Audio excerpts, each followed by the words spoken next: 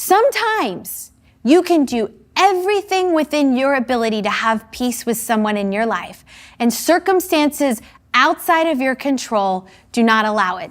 That's okay if you've done everything that you could. But today, just in case of the possibility that there is something you can do, I want to give you 3 questions to consider when trying to maintain peace within the relationships that mean the most to you. So here's the first one. Can you stay grounded? Have you ever hydroplaned in your car while driving in the rain? It's a really scary thing. What happens is when your tire encounters more water than it can spread, it momentarily separates your car from the road by a thin film of water. I had a friend in college who almost died in a car accident because his car hydroplaned and then it flipped over. Do you know what you're supposed to do when this happens? It's counterintuitive. You're obviously not supposed to speed up. But when you're in an emergency, your instinct is to slam on the brakes. When you hydroplane, you're not supposed to slam on the brakes. All you're supposed to do is take your foot off the gas and allow the vehicle to slow down and regrip the road.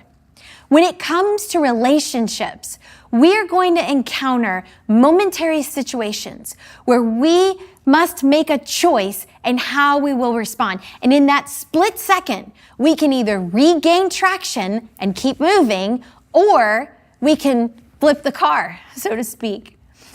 Our natural instinct is to return the energy of the person we're interacting with. And sometimes this instinct can be a real peace killer. Can you stay grounded if someone raises their voice at you? Can you stay grounded if someone else is in a bad mood? Can you stay grounded if someone says something offensive? Don't speed up, don't slam on the brakes. How about if someone says something that you don't agree with? If it's possible, as far as it depends on you. It's not natural, but it is possible.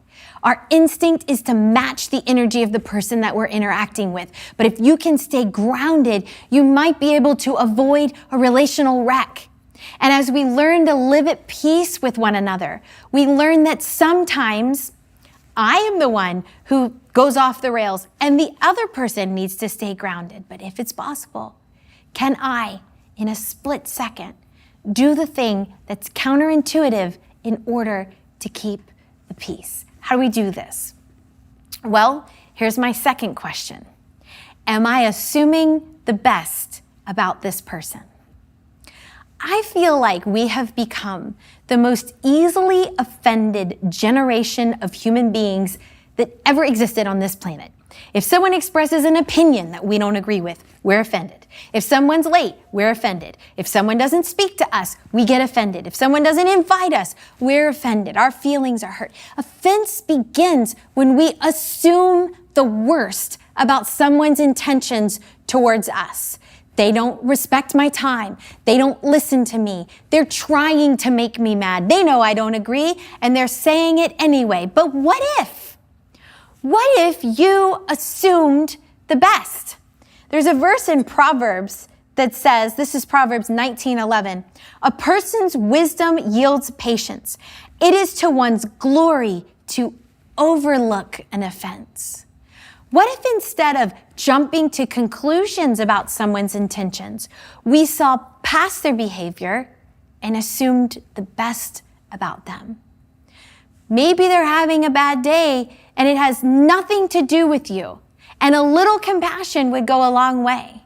Maybe they forgot because they're really overwhelmed and they have a lot on their plate. Maybe they're introverted. Maybe they are ashamed. Maybe they are anxious. Maybe they have no idea that they even offended you. Do you remember the sermon that Pastor Stephen preached? It was called, It's Deeper Than You Think. This is such a great rule for relationships. A person's behavior is always deeper than you think. So the next time you feel quick to be offended, can you stop for a moment and consider that maybe this person is reacting to you about something that's not actually about you at all? These are the moments when we are able to extend grace and put into practice the active kindness of God. Can you extend the compassion you would hope to receive if the situation were reversed? Okay, here's the last question, and I gotta tell you, this one's the hardest, okay? Am I willing to apologize first? Now this one will get you. So let's start with this. Would you agree in every conflict, no one person is 100% responsible? Okay, so here's my question. Can you sincerely apologize for your part? Even if you're only 5% in the wrong, can you begin the process of peace by going first and sincerely apologizing for that? And just for clarification, a sincere apology begins with, I'm sorry that not I'm sorry that you. If it's possible, as far as it depends on you, peace might cost you your pride.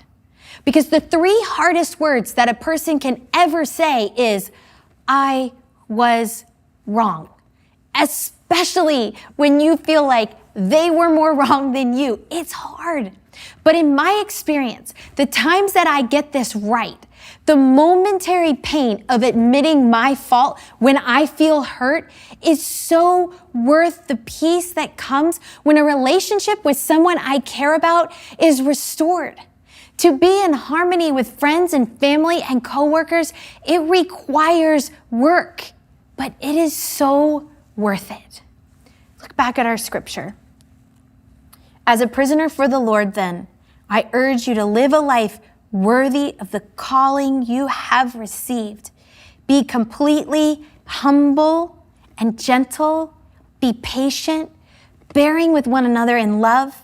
Make every effort to keep the unity of the Spirit through the bond of peace. Christ died so that we could have unity. We must make every effort to maintain it. Unity is the thing that should set us apart as Christians, but so often we let our feelings and our emotions and our egos stand in the way of the peace that is already ours, that Christ already paid for. We can't have peace out there if we can't have peace right here with those we love.